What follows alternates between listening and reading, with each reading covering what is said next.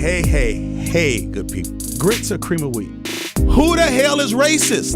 Does anyone ever ask if they touch your hair? Black Like Me. You're listening to Black Like Me with Dr. Alex G., a podcast that invites you to experience the world through the perspective of one black man, one conversation, one story, or even one rant at a time. Here's Dr. G. Black Like Me. Hey, everyone. Welcome to Season 3 of Black Like Me with Dr. Alex G. I have missed my people. You know, we had to take a small break so that we could just rest up a little bit and think about this new season, but I'm so happy to be back. And I appreciate the people who have hit me up on Twitter and Facebook who have said, hey, dude, we know you're chilling, but we need you to come back with Season 3. I am back with Season 3. So a couple of things. Hey, how do you like that intro? You just want, keep things fresh. Want to keep you on your toes. Want to know what you think about that. I just want to say that I appreciate all the folks who during our small break went back and listened to old episodes. It was great to have not put up new content, but to watch our numbers continue to increase because you were listening and subscribing and sharing. Keep doing that. That makes a brother feel really good.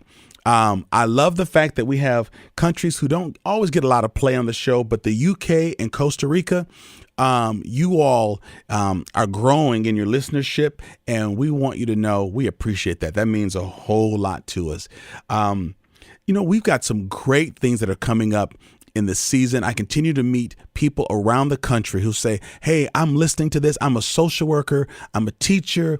I'm a white parent who's adopted cross-culturally and is helping me to understand the world concerning race relations. And so just know that does my heart good. Whether I'm traveling to Seattle or Portland or places in the South, just know I love hearing that. So keep sharing the good news, telling people about it, sending people links, retweeting, reposting, and making your comments, because that's how people find out about this. I joined a Facebook Live video that was going on, and someone who was hosting it looked and saw that I had logged in. He said, hey, Dr. G. First of all, he stopped.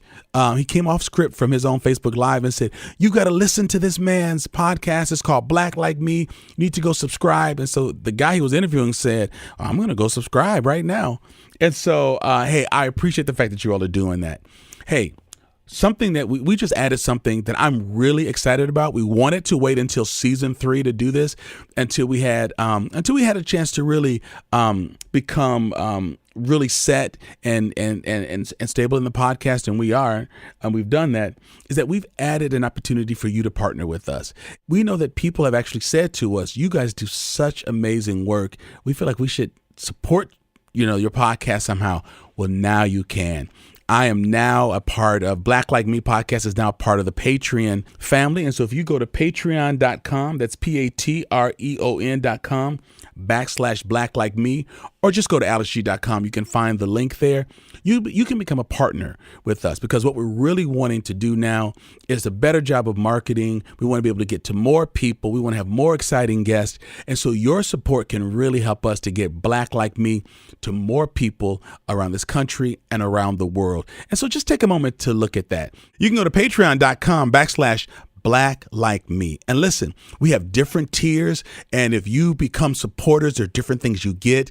And so at one level, we'll shout your name out. Then there's actually a level, there's a level that we're hoping some of you would take me up on, where I'll actually fly myself to where you are and share ideas and visions I have about this, take you out for dinner. We're going to do a little background check on you because don't want to get hurt out there.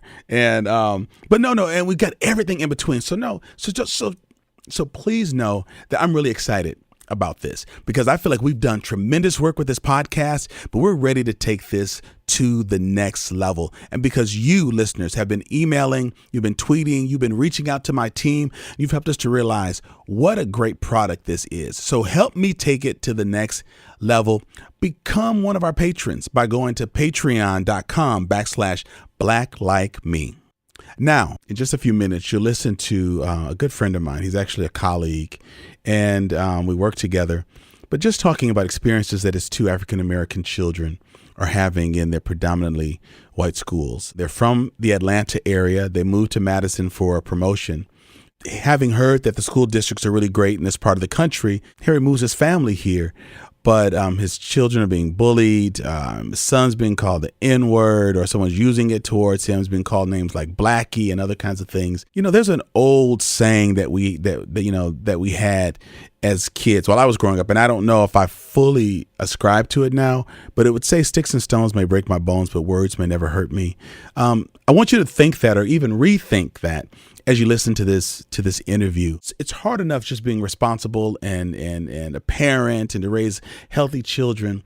But time and time again, I'm listening to the parents of upwardly mobile parents talking about their college-bound kids being called the N-word, or being picked on in schools, or people wanting to touch the kids' hair. And it's just exhausting. And so sometimes when we have these kinds of interviews, people listen to it with a sense of guilt or feelings. I feel so badly that that's happening. I just want you to listen to today's interview as a parent or as someone who loves kids. So let's take guilt out of the picture. You're not responsible for what these 3 white students have done, but just think about the fact that this is happening to young kids who just want to go to school and play in band and play sports and get through high school and get to college. So just listen with the ear and the heart of a parent, grandparent, aunt, uncle, mentor, and just put yourself in the place of these children or those who care for them, who have to navigate police reports and talking with administrators and parents of children who make racist comments, while still telling your child, I want you to be on top of your ACTs, your SATs. I want you to be punctual. I want you to write the best papers that you can. I want you to be on the dean's list, and then still have to navigate this. It's a lot. We spend a lot of time talking about the failure of African American kids, and some kids are struggling because they're tired of having incidents like the one you're going to hear about in today's show. It's deep, but I'm going to ask you ahead of time, and you'll hear me ask this inside the interview. If you know teachers, administrators, or folks who work in the field of education, I want you to share this interview with them and start a dialogue about how they would handle a situation like this, or how they have handled situations like this. Now, let's go into today's interview. One of the things that Harry Hawkins reminded me of is that, we laugh to get through some of the painful stuff in life. So, I thought about not doing the Black Icebreaker because we're going to be addressing some serious subject matter. But he said, no, we gotta keep laughing. And that's true. That's what we do. So Harry Hawkins is here today with his son, the other Harry the younger, and his daughter, Kay. Harry is a sophomore in high school, and Kay is an 8th grader in middle school, and Harry is a minister and leader at a church. He's also my executive vice president at the Nehemiah Center for Urban Leadership Development. But today he is just an angry black dad. Angry black dad, how you doing today? I'm doing good. Not as angry as I was a few weeks ago, but still up there, still pretty angry. Dang, man, listen, I heard you were so angry you changed a couple shades. Yeah, I did. Yeah, my ears were red and hot. Could have cooked an egg on them. Well, we're going to get into it in just a moment, but we got to do our Black Icebreakers that we're going to continue doing this. So I just got a couple of questions for you. Harry the older, when you were growing up, did you ever see your parents or relatives pick their teeth with anything other than a toothpick? Anything other than a toothpick? A piece of straw out of a broom, or a piece of paper? I can't remember exactly, but it seemed like a note card. I think I've seen somebody do that What with a about note card matchbook covers? I had an aunt that would use a matchbook. I haven't seen a matchbook, but yeah. But I had an aunt who would pull. This is when straws. This is when brooms were made out of straw. Okay. And of course, as a kid, I thought she was using the dirty end of it. Man, that's when you got into trouble as a kid, did your parents count to 3? Did they say, Harry, I'm going to count to 3 and you better sit down? Did they count to 3? They counted to 3 when I was getting a spanking. That's how many licks I got. There was no counting. Did your mother, father ever say, hey, stop crying before I give you something to cry about? Oh, of course. Oh, yeah. As if like what they've just been doing to you for the last, 35 minutes. That's right. Yeah, no. I'll give you a real reason to cry. Like, I already have a good one already. My goodness. I was pretty sure it was already a good reason, but yeah, no. Now your parents were, like, your dad was an entrepreneur. You came from a business of entrepreneurs. And so in your household, you probably had nobody who created a phone account or a credit card in your name. So like your parents had credit in their own name. Yeah. So, okay. Wow, it must be nice, Harry. Must be nice to be upper middle class and light skinned. Wow. Hey, have you ever seen the movie Come to America? I have. More than one time? Yes. What's one of your favorite lines? I think one of my favorite lines is, "For God's sakes, don't take my pocket money, Akeem." I use that in that's how I feel whenever the kids come to me and say they have another field trip or something else they got to buy. I'm like, dang, taking my pocket money. I got my little stash I had tucked away. Yeah, no. I think one of my favorite parts is at the wedding when that guy says, "She's your queen, free from infection." Wait, I got to tell you this. I did a wedding. And somebody sang that at a wedding. Oh my god! But that was part of it. Oh man, I bet that was funny. Listen, and I hear they're making a sequel. Yeah, I heard that too. I heard a couple of months ago that Eddie Murphy's making the sequel. If you all have not seen Coming to America and you're white, you don't care about black people. You need to see Coming to America. Harry, do you have pets? No, I don't have a pet. We do have a pet in the house. Kay has a pet. Kay, what do you have? A guinea pig. A guinea pig? That's a big rat. How you? Oh, I'm sorry, Kay. She looked at me like I was mad. You look like your Aunt Tiffany. Hope she's listening right now. I just had a flashback. Oh my goodness. So Harry, does Kay get to put the little guinea pig on the table while you're eating? First of all, nothing. Any animal that goes on my table is dinner, and so there are no live animals that are really allowed anywhere near where there might be food. Gotcha. Or I am basically. So it stays in his cage. It stays in his. Kay, do you kiss your pet in the mouth? I'm not touching it. Okay, all right, got you. Now, Harry, this might be more of a Chicago thing, but I remember one of my white friends was teasing me because she would say, "Why do black people say I'm going home to get in the bed rather than saying in bed?" So I'm curious when you're talking about. Like, "Ooh, I'm resting. I'm about to go home." Do you say, "Ooh, I'm about to go get in bed," or do you say, I'm about to get in the bed"? You know what? I think I might say in the bed. Yeah. I think so. You know, it's funny. So. That's why you need cross-cultural friendships because they help laugh at. Like, right. I never think about that. Right. But she just asked, "Why do black people say in the bed?" Right. I mean, because I'm getting in it. I'm not just getting in bed. I'm getting, if not up under. If I'm really tired, I'm getting up under. I'm getting up under the bed. Like a Friday nap. Oh my goodness. Hey, Harry the Younger and Kay, let me just ask you this. You all moved from Georgia, from like Atlanta area. And you're going to school in a suburb of Madison. Now, some people would say Madison itself is a suburb, that it's small, but you all are in a community that's really like white. I mean, like white teachers, white administrators, stuff. When you first came to the area and went to school, I'm going to ask you first, Kay, did people want to touch your hair? Yes. Oh my goodness! So you've been indoctrinated already. I call it the black woman syndrome. That people now, did they just ask, or did people just go ahead and take the liberty to do it? Just go right ahead. Really? Just like, oh, what they want to know if it's real. They just want to see what it looks like. They've never seen black hair. This is so. And the reason we bring this up is not because that's the most insulting thing that can happen to a person. I mean, you could slap someone or do some other stuff. But you don't want to be someone's guinea pig. No insult to your pet. You don't want to be somebody's, I don't know, little toy or something. You don't get up in the morning to get your hair ready to go and have somebody put their hand all in your hair. So so what did you do? Did you say stop? Did you? Yeah, hit their hand away. Now your father probably didn't know anything about this because he got Native American in him, so he had that good curly hair when he was young. I saw that baby picture he showed at church. Like, wait, Harry used to have sandy hair. That explains the attitude. Because brothers with sandy curly hair kind of got a little different attitude going on. But like I would put oil in it, like not really pomade because we weren't waving that young, but like Afro Sheen or something. So my white friends would put their hands in my head. They look at their hands and say, it's greasy. Well, black people use stuff in their hair. And then wipe their hands on my shirt. Oh. Like, I didn't ask you to touch my hair. Wowza. But that was growing up in my experience where I was one of two black kids. Now, Harry the Younger, I don't know if y'all still call that the kid and play or the high and tight, but I've always admired your hair because you got like a 5-inch high and tight going on there. So I know people wanted to touch your hair. Did they really want to touch your hair? Yeah. Did they say it's poofy? We want to see if there's air in it that's making it stand that tall? I don't know. I guess something. But they assume that like, oh, I thought it was gonna be like a brick or something. I don't even know. Like they don't understand that. Wait, I shouldn't be laughing. So they thought your hair was gonna be like hard. like hard. Yeah. Like, oh, it's soft. Yeah. Yeah, it's hair. Yeah, that's what I'm told. Like it's hair, and not like. Yeah, well, to get theirs to stand up that high, they have to put tons of product in. Yeah, all that so kind of just stuff. Assumed, yeah. You know, my white friends used to always ask me like, why do you put lotion on? Like we be getting ready for gym class. Like, I'm not about to go out there in gym class and my elbows are ashy and my knees are ashy. Like, why are you putting that on? I don't understand why you're putting all that oil on your skin. But I knew the hair thing was going to get to you all.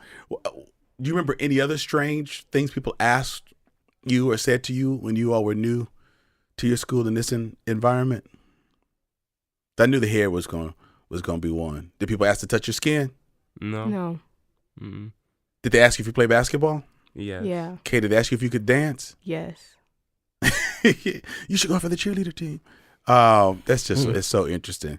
So listen, you all, we're going to get into just discussing some things that have been happening in your school. First of all, I just have to let you both know, one, that I'm sorry in this day and time, what we're about to talk about is still going on in this country and in the community where I grew up. So they may not apologize, but on behalf of the white people I know, I want to apologize to you all. But also I want to thank you for speaking up.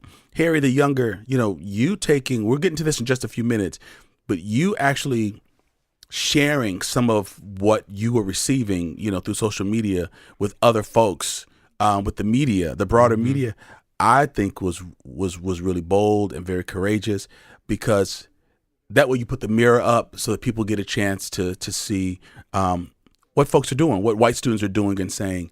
And I want to just say to our Black Like Me family, I appreciate the fact that as I'm traveling, I'm meeting more and more non-Black folks who are listening to the show. They're finding out, they're saying to me, I'm learning things that I didn't know. It's making me think differently about our world. And so I want you all to get comfortable, because here's another lesson of what takes place in communities where a family, where children have two parents, they're married, they each have a degree, they have jobs, they contribute, they are philanthropic, they volunteer.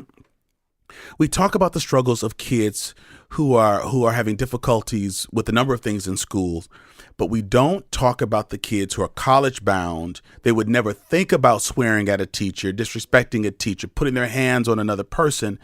We don't talk about African American children like both of you, who are just trying to get to college and get out of Oregon, Wisconsin, who are having these issues. And so we're bringing something to light. We have this thought that if you're Black and in school, you're having trouble with curriculum. You all can handle curriculum because your dad brags about you, and I appreciate that. But you should have to deal with all of these other racial things that are going on while you're trying to stay on top of your academic game. And so Harry, the older and wiser, I'm going to start it with Harry, with younger Harry in just a moment. But is there anything you want to say just to set the discussion up before I start just asking him some questions? No, yeah, I think I'll say a few things. Sure. I think one of the things that I think is important for people to know is that we came here because one of the questions that people always ask me is, how in the world did you come? Why are you here in Oregon? Why'd you leave Atlanta to come to Wisconsin? And what happened was, I was in Atlanta, and the job I was at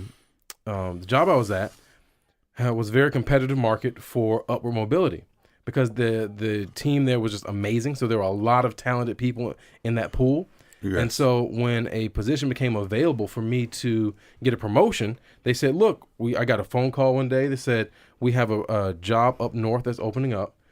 Would you be interested?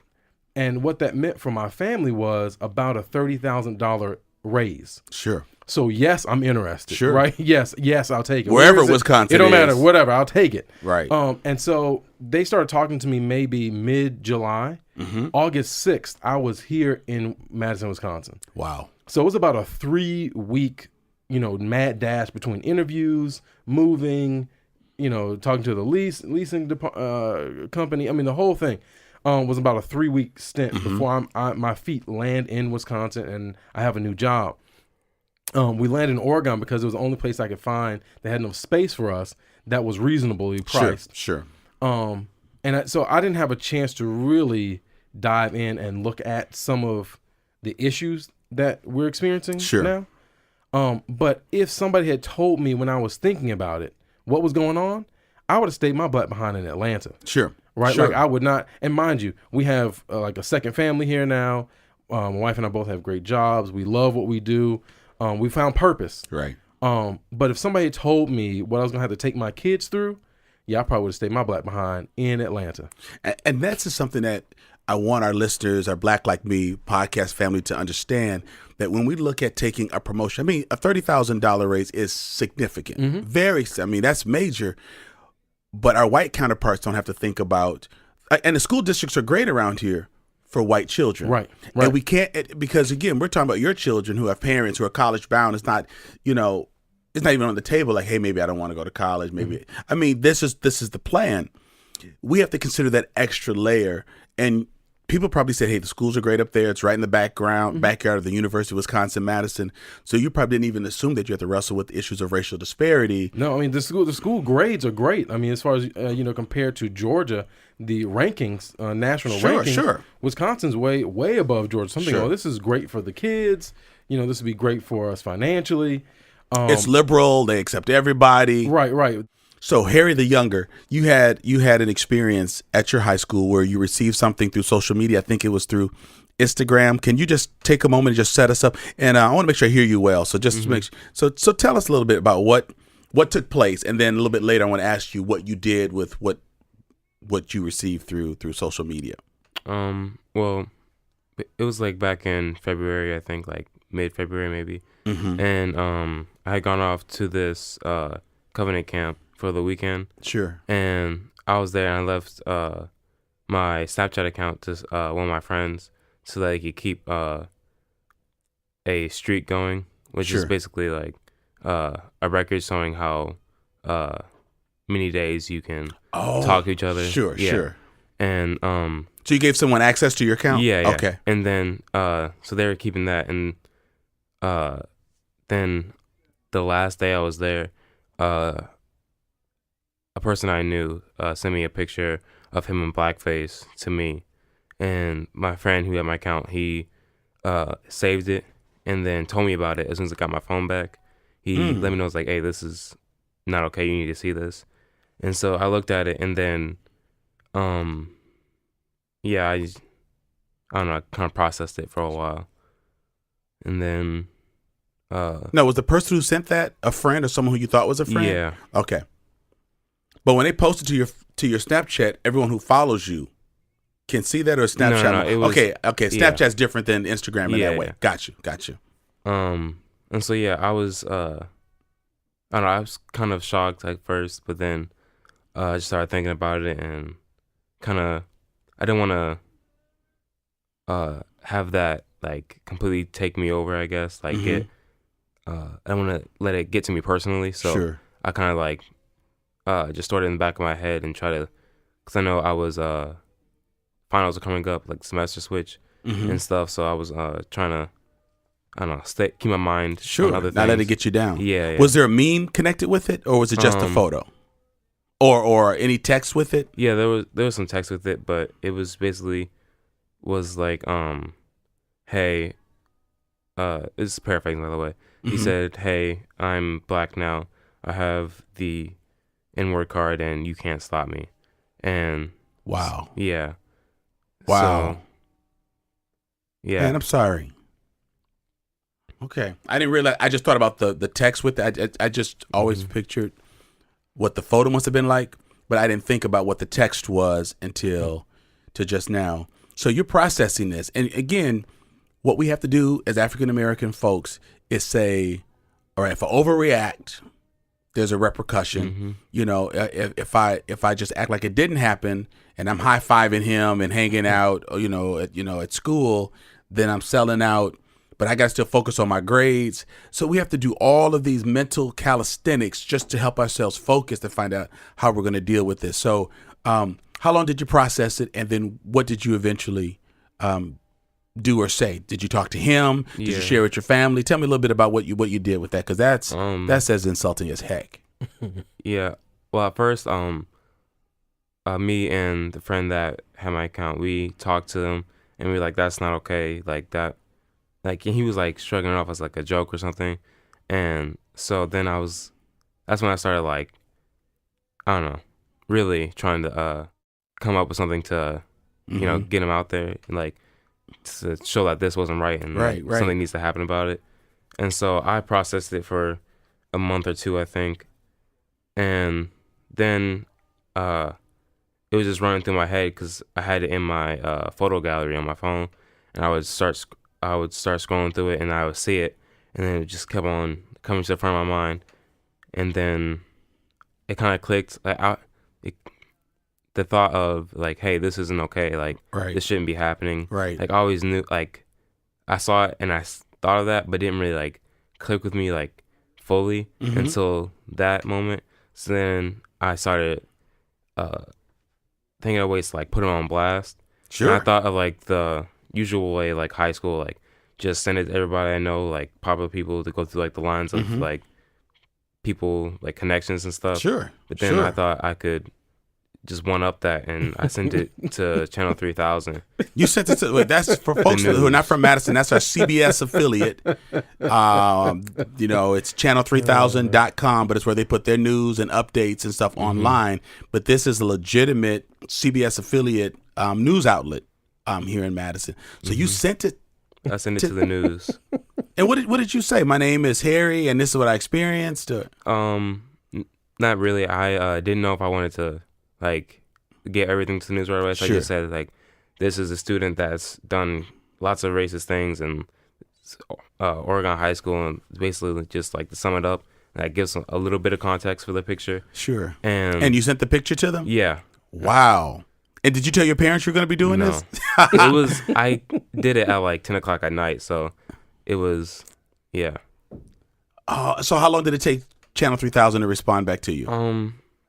Well, I sent it in, like 10 o'clock at night. So I think they weren't working at that point. But then the next morning, I got a call in my third hour period. So around like 10 o'clock in the morning of a news reporter trying to get some more information about the story. They called you in school? Yeah. So you put your cell number on it. Yeah. Okay. And so they tried to call me, but then I was in class, so I hung up. Yeah. Right. And then they went to the school district and then asked for more information. But the school district didn't know anything about it either. So they had to talk to me. And then, yeah. Wow. Okay, so Harry the older and the wiser. I don't know if I can say wiser. That was a very wise move. Definitely. But Harry the dad, what did you think when you found out about this? Well, I remember I was on my way to a meeting, an important meeting, and running late. So I was trying to get some lunch, and I get a phone call from the school, and it's the principal, and he says, "Hey, I have your son here in the office with me." So immediately, which is a scary thing, right? Immediately, my emotions hit the roof. 'Cause I'm like, "Why?" Right? And so I'm trying to figure out, because my fear was that he'd had enough of these racist white kids, and he had just went off on somebody, right, and hit them or smacked them or something. I'm thinking, oh Lord, like please don't tell me we're gonna have some legal battles. Sure. But so then the principal began telling me, what he had found out, and that there was this racist social media post, and as he was basically calling me, kind of keeping me up to date on where he was. And so it took me about 15 minutes to, kind of calm down a little bit and realize, okay, my kid's not in trouble. Because at first when I heard there was this racist Snapchat, I'm thinking, okay, so why are you talking to my kid? Like, why is he the one in the office? Right. But anyhow, so. Wait, that's an interesting point. Did at any point during this time, did the principal bring the white student into his office? I think it was afterwards. It's afterwards. Okay. I think after he talked to Harry. Okay. But I think part of it was he wanted to make sure he got ahead of this because the news already had it. Gotcha. And I think he was just doing damage control to make sure that they were communicating with me as best they could. Sure. So so then after that initial phone call, he called back a few minutes later and said, "Oh, Harry told me that," because we didn't know who sent the Snapchat in. Sure. And so Harry told the principal. He said, "Okay, well, actually, I'm going to let you know I'm the one who sent it in." And so the principal called me back and told me that. And so, but it was also interesting because they were going to have Harry talk to the school resource officer, which is a police officer. It's a police officer that works with inside school with a nice name, but it's a police officer. And I was like, wait a minute, one of my coworkers. Wait, without you? Yeah, they would just say, yeah, he's going to talk to him, and one of my coworkers said, hey, no, you need to be there for that. And there were so many emotions going in my head. I wasn't even thinking. I was like, oh, yeah, no, I do need to be there for that. Right. And so, but they were just going to just have him talk to him, which, that wasn't okay with me. Sure. But anyhow, yeah, so, I mean, I'm finding out, on the tail end, one, I'm mad because this happened to my child. Right. And that's the nicest word I can say on a podcast. Sure. You were pissed. Yeah. But I was also very proud though that he had figured out a way to reclaim his dignity because by going to the media. Yeah. I mean, because he got the principal involved. So I talked to the principal, the associate principal, and the superintendent that weekend. So, and the superintendent. Oh yeah, superintendent called me on Saturday. So Harry the Younger, let me ask you: at any point, did you think you were in trouble? Like when the principal called you in, they want you to talk to the police officer. I mean, this isn't a hall monitor. I mean, right. These folks have badges, guns, they taser, have guns, tasers. Yeah. I mean, they're actual police officers. Mm-hmm. Did you, at any point, Harry, did you think you were in trouble when the principals called you down? Not really, because before I send it into the news, I'm hesitant to use the word like plotting, but sure. I was thinking of like all the things that would happen, like the consequences, like the sure. Like the byproducts of what I was gonna do. Sure. And I was basically thinking like this is a sure way to make sure that the school doesn't like just keep this silent, because there's another thing that happened before that got to the newspaper like 2 months after it happened, but really it could have been that day. So I did want to make sure that like it actually like the effect I wanted happened. So sure. I was pretty confident that I had thought it through. And sure, you were in trouble. Yeah. Now let me tell you something. Now I'm mad because your ability to think through this sequence of events and how adults and systems would respond shows us that it is criminal, that you should be sidetracked to be trying to figure out how to respond to a racist incident when we need you running a coding company or student council or something. We need to have your brain on something else other than how do you deal with someone's ignorant child sending racist posts. And these are not the African American kids we talk about. Right. We talk about the folks that are fighting, having issues, learning disabilities, dyslexia, and those things are real. I'm not putting that down, but no one's talking about black men like Harry sitting up at 10 o'clock when you should have been, gaming or doing something, rather than sitting up thinking about how you're going to deal with this chat. So, we cannot, this is wrong on so many levels, but we can't get our young people so consumed with this stuff that it takes away from our energy of just being brilliant and creative. And so this came out, the principal called you, the other Harry, and so you got up to the school and so things start going on. Did you have to ask to talk to the parents of the boy that did this? And we're going to bring in something else that happened with your daughter in just a few minutes. Yeah. But what happened that got you to have a discussion with the parents? So what happened was when we went to the school, talking to the police officer, one, I haven't been that angry in I don't know how long, but having to listen to my son recount to the police in great detail what this kid said, what he did, how it made him feel, angered me something fierce. Sure. Right. And so when we're done, my thought was that whatever the school is going to do, and I'll just say this about the school, because Oregon School District, high school, middle school, elementary school, I feel like the principals and the superintendent work with me. Sure. Okay. And so we have, I think, an open relationship. So sometimes they get some very heated, angry emails or phone calls from me, and they deal with them as best they can. Okay. So I don't really have a whole lot of complaints with them. Sure. I do feel like that the schools can't really affect change in some areas because schools, their primary job is education. Right. So there are some things that I don't know if they can actually affect change in. Sure. And so my thought was, what I want in this situation is change. Right. Because my child had to go through this horrible incident, numerous incidents. And really, the only reason why I felt people were listening was because of all these things that just happened to be. It happened to be a racist electronic communication that happened to be saved.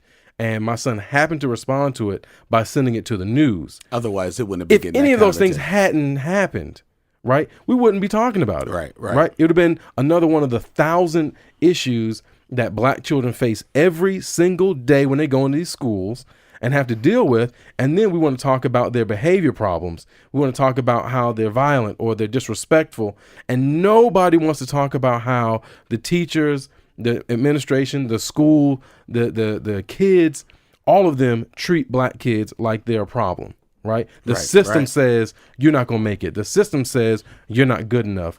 And so anyhow. And here, we don't center these, we don't necessarily trace the actions of these kids back home to the family. Right. Whether it's media, they say it in rap music. Right. Where are you hearing someone say this kind of stuff? We feel that when black kids are in trouble, it's a reflection of the home. Mm-hmm. But when white kids are in trouble, they got it it's from not TV. the home. Whether it's a schoolhouse shooting, right, or whether it's doing incidents like these, they're bullied, that have a hard time. Mm-hmm. Boys will be boys. We don't trace it back to home, and so you just decide someplace you're going to start using this kind of foul language, right? Concerning black people, and the police aren't talking to that young boy that did it.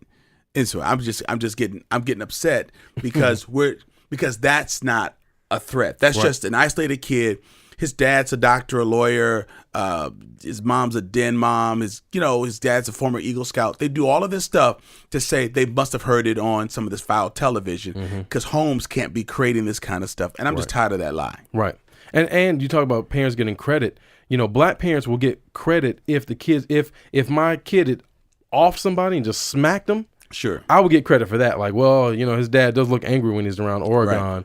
Right. He must have learned that They'll kind of behavior start at home. checking your police record. They will Google you on CCAP to see if you got a background. Right, but they won't give me credit for raising kids who have never had disciplinary problems at school. They won't give black parents credit for having to build up our kids and when they come home, having to deal with this crap every week. They won't give us credit for that, but they'll give us credit for the bad stuff. Sure. So my point was I wanted change. So I said, okay, well, look, let's do this.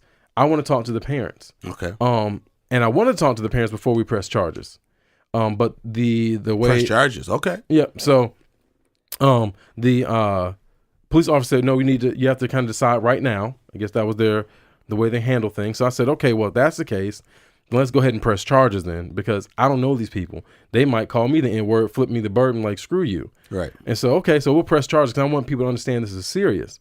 But even with that, let me just say this too, because historically, you all, when someone calls you that name, you don't know what's coming next. A brick, a fist. Right. I mean, that's not playful. You don't say stuff like that. So if you say this to me, you'll treat me this way as well. So you can't just have your kid going up into a school when someone's clearly saying this, because is that person representing the views of 10, 15, 20 people? Probably so. But you can't just send your kid back up into school knowing that someone is loosely using this kind of language, and you don't know what they're plotting. And so for folks who are listening who are not black, this is not overreacting. You got to be able to send your kid to school, and they've got to have space to grow and learn like everybody else. And this is traumatizing because you got to deal with it. You're traumatized because you thought you're putting your children in a place where they didn't have to deal with that. You're thinking that he should have to deal with things you dealt with and your parents and grandparents dealt with. And here we are, and it's not going anywhere. And so for folks who are just thinking, it's just kids, it's just a word, just ignore it. If you say that, it's because you've never been called it. And you don't have to worry about what's coming next behind that. So I just wanted to give people that commentary. I mean, and even to that point is that when I was filling out giving the information to the police officer, I asked him, I didn't want to give him my home address because I said, look, there was one time where we were victims of a crime. My family gave filed the police report, and a few months later we get a letter addressed from prison from the person who did the crime to our home. And I'm thinking, how in the world you get my home address? So I told the police, I said, look, I don't want to give you my home address because I want to make sure that these people don't have my address. Right. I said, I don't want any issues at home because we're going to have a whole nother type of problem. Right. People show up at my house acting crazy. But he said, because some of these things happened when they were gaming, in order to get jurisdiction, I had to give him my home address. So I use my work address for communication because I'm there more often anyhow. But that's also the level of of concern that I have to use just to report the crime. Right. So anyhow, I was prepared to threaten the parents to expose their kid's face and name to get them to the table. It didn't come to that. The school district shared my information. They were willing to meet with me. And long story short, family said, okay, we'll meet with you. And they agreed to come to the U.S. Black History course, both the parents and the child. And this is a course that our organization, Nehemiah's initiative, Justified Anger, does each year. It's a U.S. Black History course for white folks who want to understand how we got to where we are in terms of racial disparity. Okay. Right. Because what I'm hoping is going through that course, the word we've heard the most often is transformative. Sure. And I'm hoping that family will have a transformative experience because I still don't think they understand. Are they bringing their son? Yes. Okay. I don't think they understand how damaging what them he in the did front was. We're also hoping to get some other students and parents to do the same thing so we can begin to do that. But that's to answer your question though, that's how we got there because I wanted change. Sure. So I didn't want this to be swept under the rug. People to say, okay, well, we made them apologize. We did some disciplinary action. We're good to go. No, we're going to start creating a legal pathway to serious crime if your behavior doesn't change. So you did press the charges. Oh, I pressed the charges. And were the parents contrite? Were they defensive? Were they fearful? What was their disposition? They were apologetic, and I think they were hoping. And they didn't say this. Was the kid there when you met? The with kid the was parent? there. He was there. Did Harry go with you? No. Okay. I didn't want to subject my son to anymore. No, like I he's got done. you. I was just curious. This is I'm not trying to put my kid in the way of somebody's redemption. Sure. Like that's not his job. Right. He's done more than enough. He's finished with this. What was his disposition? He was apologetic, but I think I'm assuming he was fearful because I pressed the charges. Right. I still don't think he understood what he did, and so I wasn't expecting much because I don't think the parents didn't understand either. Right. They seem like nice people, right? But that's part of the problem, right? It's the nice people. Like if they were robe wearing KKK descendants, you might expect it. Right. But as is the case in the North, where we're nice and we'll still call you the N-word on Snapchat, we're kind people because, don't get me into that. Yeah, so I mean, they were nice people. I mean, I didn't, I didn't have any issues with them necessarily, but it's just, look, I can tell you don't even have the tools to even understand how we got here. Right. And so hopefully that's what they'll get from this course. Right. Because when you're in space where you're already isolated, Harry the younger, how many black teachers do you have at your school? None. Black principals? None.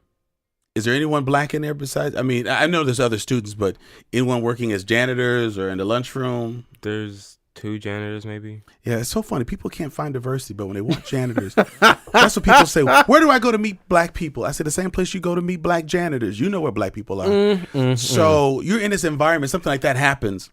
Man, it's just, and I'm not trying to key you up because I appreciate the way you've had to process it. What's your interaction like with that young person? Can you all be friends again? No. Well, I guess because he, as soon as the school was finished, finding out how much jurisdiction they had in terms of like punishment, they not expelled, but suspended? Yeah, suspended for the following week, the whole week. Mm-hmm. And so then through like classmates and stuff, they let me know that like everyone that like he was close with, like online and like in person, they had cut all communication with him and stuff.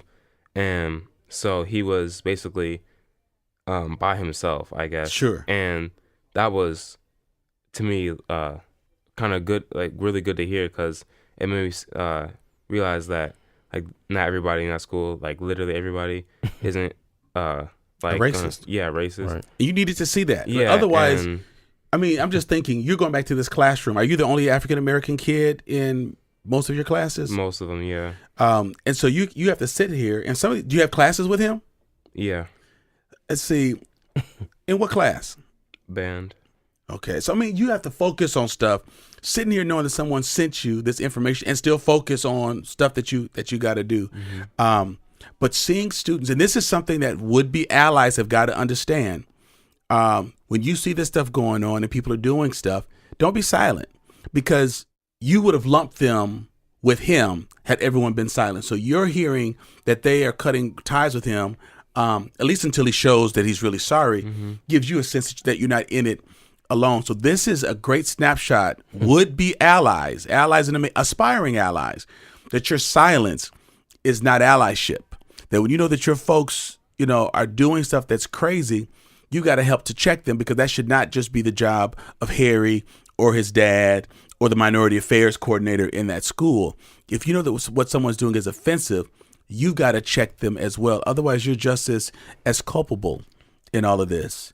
And so that's a real ordeal. And so you talk with the parents. That's why I appreciate the way you all stepped up on it.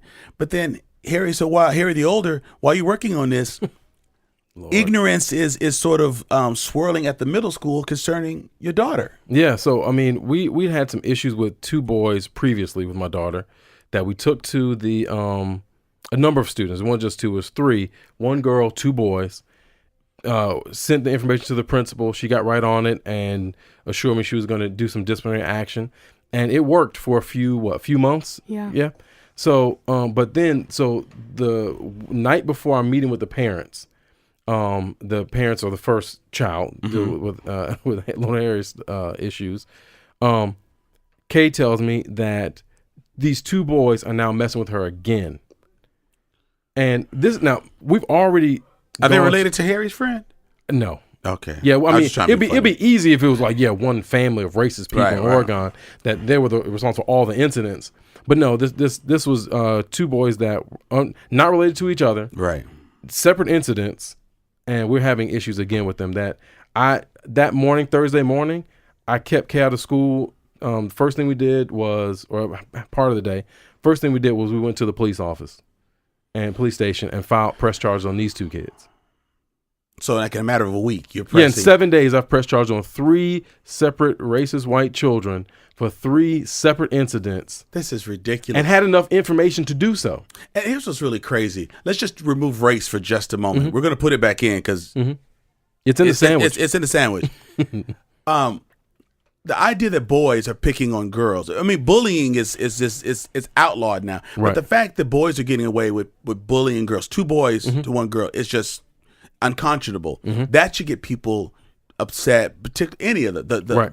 Because you remember, you get in trouble. Like, we both have younger sisters. Right. I could fight up and down the street, but if I put my hand on my sister, you're in real trouble. Right? Because you don't do this. From the time Right. I was, you do not touch your sister. You do not put your hands on women. Right.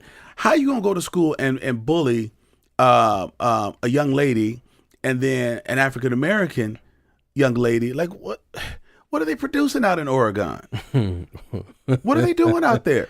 I don't know. And so now you got these police reports, and so how do you stay on top of all of that? Well, first of all, Kay, how are you doing? Because this situation took place, and again, we're also having to teach our children like non-violent tactics, because we know good and well if Harry, because Harry, how tall are you? Like 6'1". Like 6'1", 15.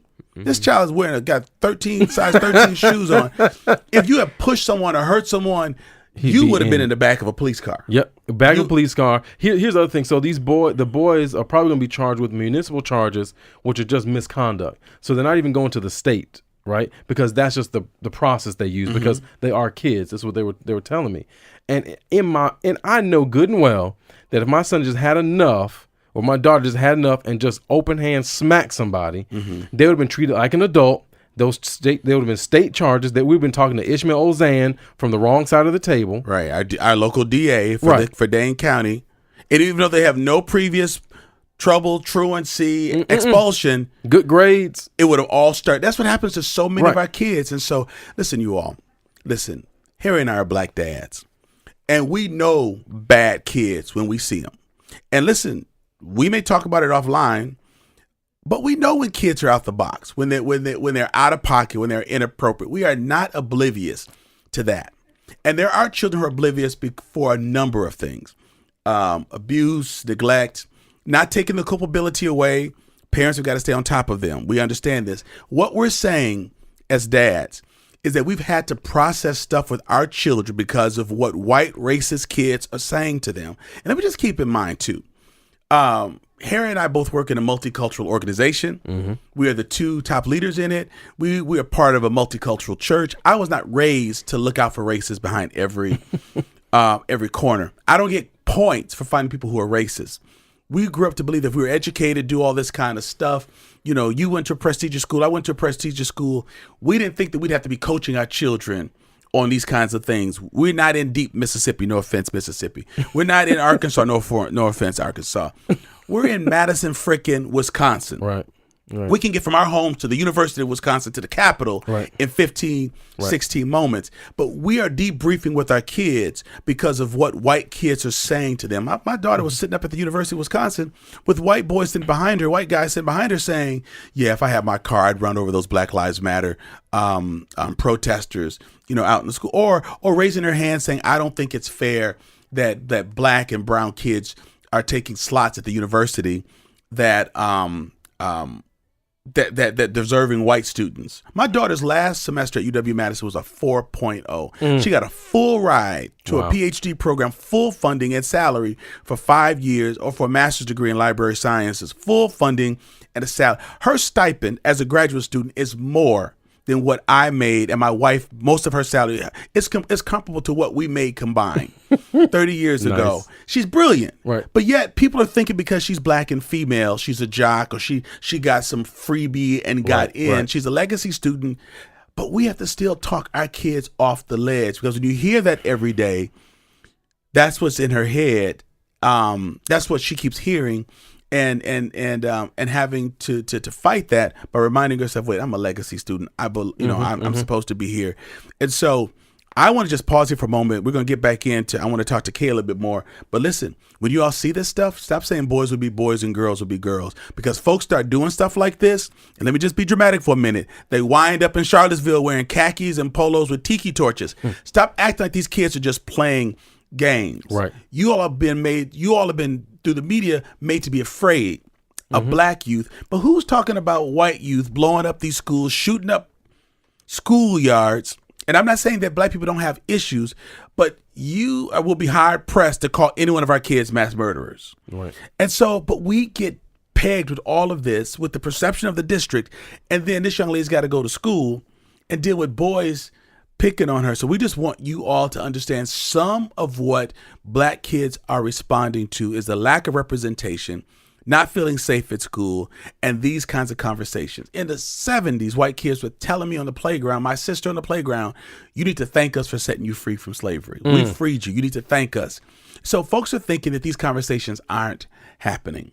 And so, Kay, how do you keep your head strong when you go to school knowing that these incidents are taking place? I know you're glad your parents are on top of it, but just what do you have to do each morning to get your head in the game, to make sure that you focus on your grades and the stuff that you're good at?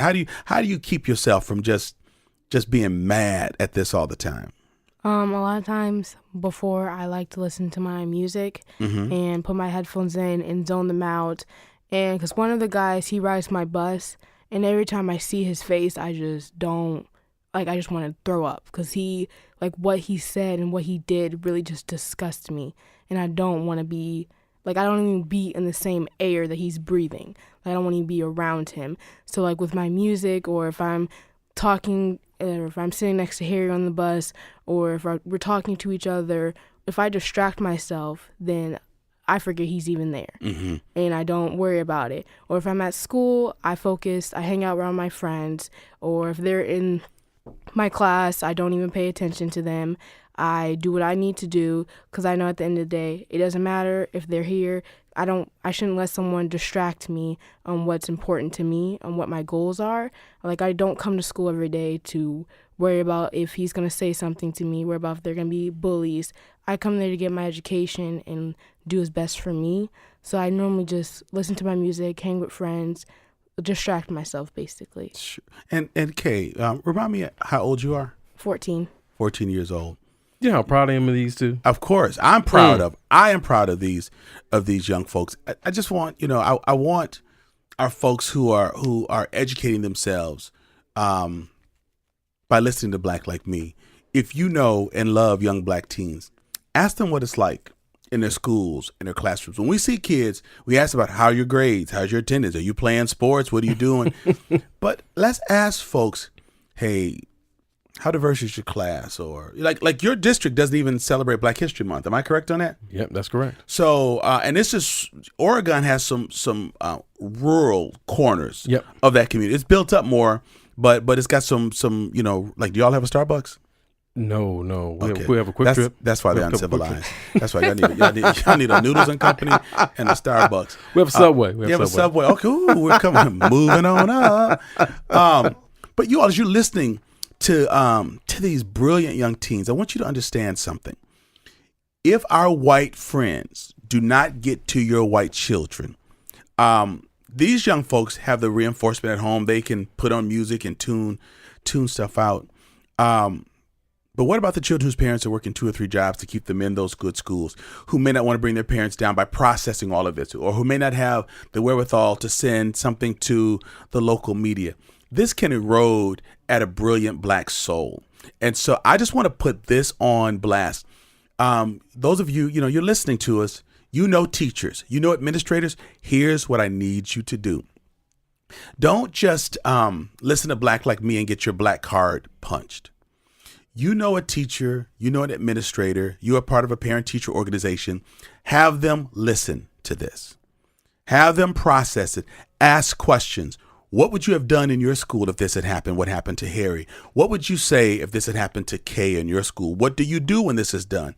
This is how folks who are listening to Black Like Me can actually become a part of the movement. It's not just enough for you to have an aha. Even middle class Black students are struggling. Share this with someone who's in the field of education, and that's what they think about it, what they feel about it. I know that folks are listening who are white and who have adopted cross-culturally. And sometimes you mistakenly think that because you know the teachers and look like them, that folks won't and aren't saying these things to your kids. Surprise! You need to wake up. This is going on. You need to ask your children. There are things that will not come out in their grades. And when you see a grade turning in a student's grades, don't just ask them if they're being promiscuous or starting drugs. Ask them about what's happening emotionally inside the classroom. There's no cultural reinforcement. This is why I tell you what, Kay, if those folks keep acting ignorant, I think we need to have some brothers from the community start having lunch with Kay. I think, you too young to know Tuesdays with Maury, but we need to have something that's called like Tuesdays with Kay. And we need to just start showing up at the school. We're not mean mugging anybody because we're not trying to go to jail. But we need to just start showing up 3 or 4 brothers deep and just having lunch with you. We won't do it without you knowing, so you won't get embarrassed.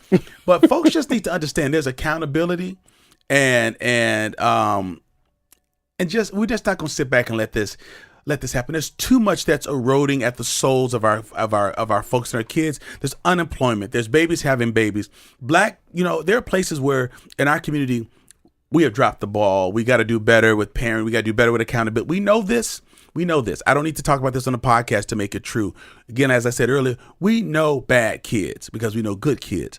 But this is just criminal to let good kids have to worry about riding on a school bus or sitting in a band class because of what someone said and what someone's done. We won't even allow that in the workplace. If someone says, I feel uncomfortable because he's made certain kinds of comments to me or certain kinds of looks, they start looking at moving people's desks and cubicles. But Black students even have that kind of pressure because you don't want to make it seem like I need special privileges or special intervention. The truth of the matter is, you do. This is serious, and I'm glad that your parents are getting involved. When I worked for the University of Wisconsin, in the chancellor's office, I had parents of grown students call the chancellor and say, what kind of school is this? My child can't even get tickets to a Badger game. Parents are intervening because their kids couldn't sit in the student section and write a great big W on their chest. They were mad about it. But people think we're overreacting when someone's bullying our children. And so I appreciate your bravery in doing this. Kay, what would you say? And I think you've said it already, but I want to ask you again. What would you say? Who do I want you to talk to, Kay? What would you say to young African-American girls who are smart, brilliant, clear thinking like you, who are letting some of this get to them? What would be your word of encouragement? Because I want folks here to share this with some young ladies they know that might be experiencing some of the same bullying. What would you say to a young lady who's had similar experiences to you to encourage her to keep her head up? To not let these haters break you down, and to, at the end of the day, they're going to be them. They're not one staying up late, worrying about what they're going to say or how people are looking at them. That you should care about you and put yourself first, and that you're good enough, and that these people are just hating, and that they're going to keep hating until, don't let them hate.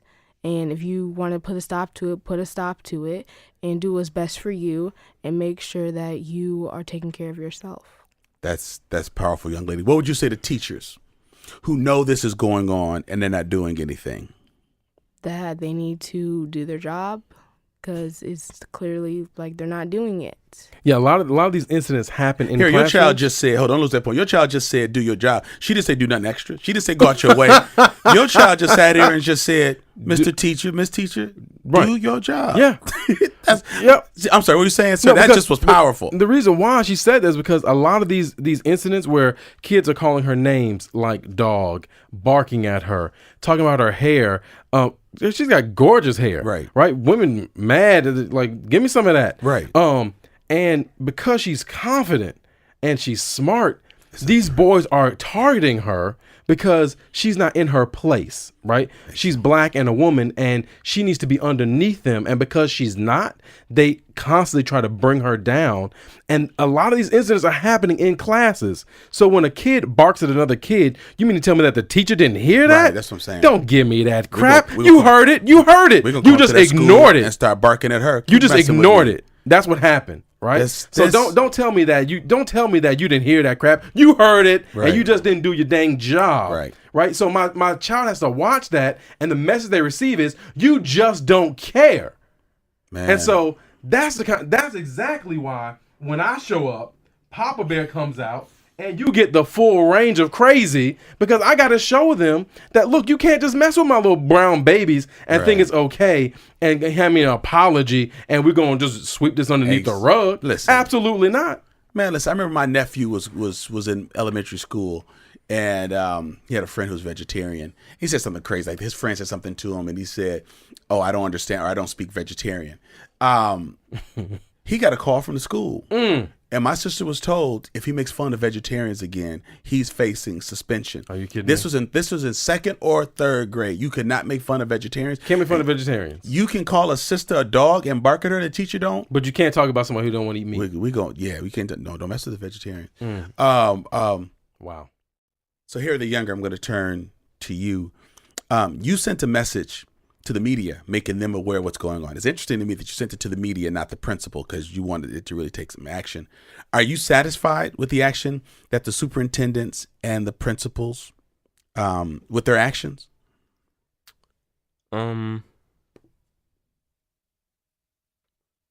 Yes, I think they did all they could do in that situation, but I am unsatisfied with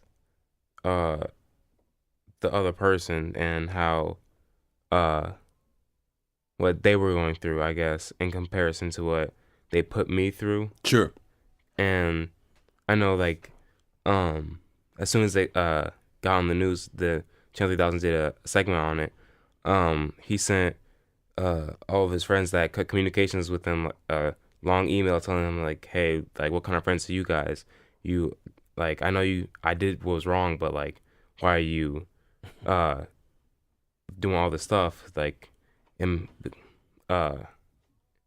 because of what he did, and I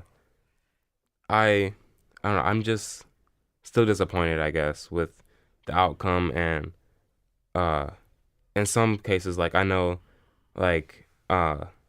it's been week or two since I sent it into the news, and I know sometimes I'll be feeling guilt for me standing up for myself, and don't. Yeah, I tell myself that because that's not I wouldn't understand that, and I knew that he wasn't feeling the same guilt that I was, even though he was the one that sent in that did all this stuff, and it's And he could, if he had just apologized, said, "Man, I was ignorant. I'm sorry. I don't know what I was thinking. I apologize." But there were 4 or 5 other incidents of him saying things to Harry, like calling him Blackie and things like that in the schools. So this is not the first. This is thing. not the first time. This wasn't like a hiccup. I had too many Skittles and the sugar got to me. No, this is a pattern of behavior. Same thing with the boys that were messing with Kay. These aren't one-off events. These aren't things that are happening. I had enough information to press charges on 3 separate kids.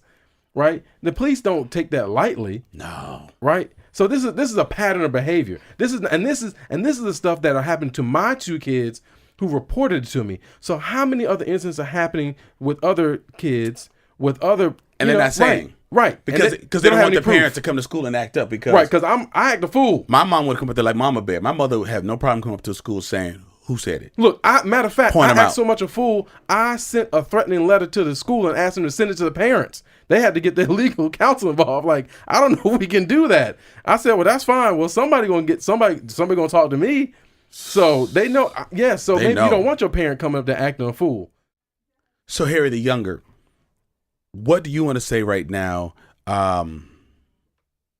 to the white folks who are listening, who might think that these incidents are it's just kind of fun. It's just a meme. It's just a social media post. What do you want to say to them about how they respond when they find out that their children or their friends or their siblings are doing hurtful things like this to folks of color?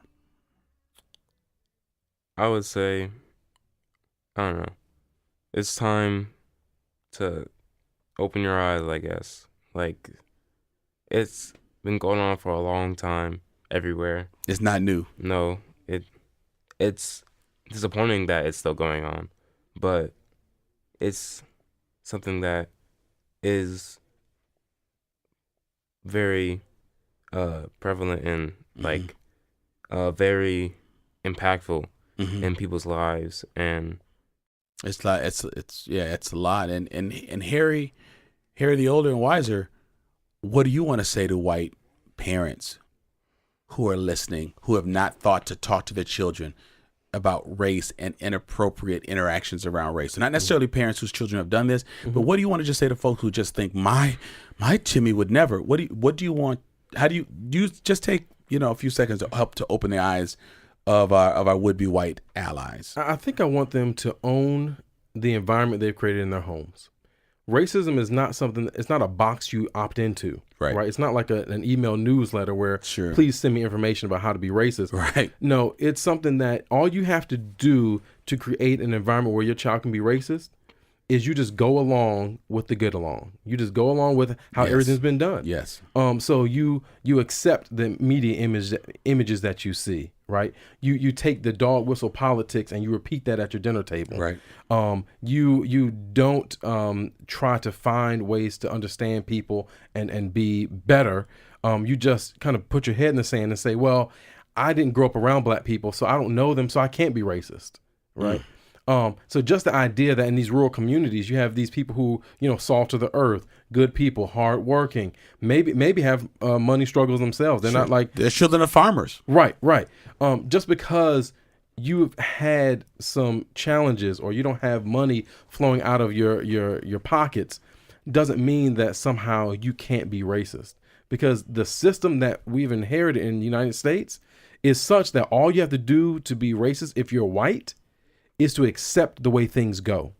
That's all you have to do. Sure. So if you've accepted things the way they are, if you've not challenged anything, then you have created a fertile field that all it takes is an article. All it takes is somebody thinking something's a joke to really sprout this fruitful. It's that easy. Deep racism. That's it. Because, it's like when you make a garden bed and you pull up all the weeds and you put down that new dirt, it doesn't take much for that weed to take place. So you got to keep weeding. Right. And if you're not weeding, then you're allowing the crabgrass to take over. Sure. No, that's powerful. So listen, Black Like Me podcast family, you got some work to do today. Ask your black friends about how their children are faring.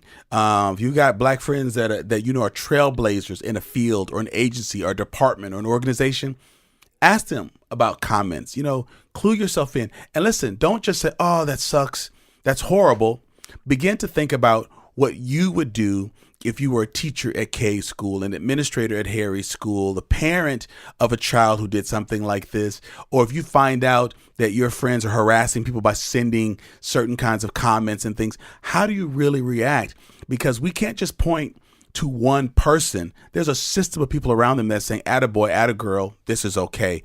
And so change begins with you. Let's not demonize these two bullies or these three bullies, the two boys and the girl in Kay's situation, or this one kid.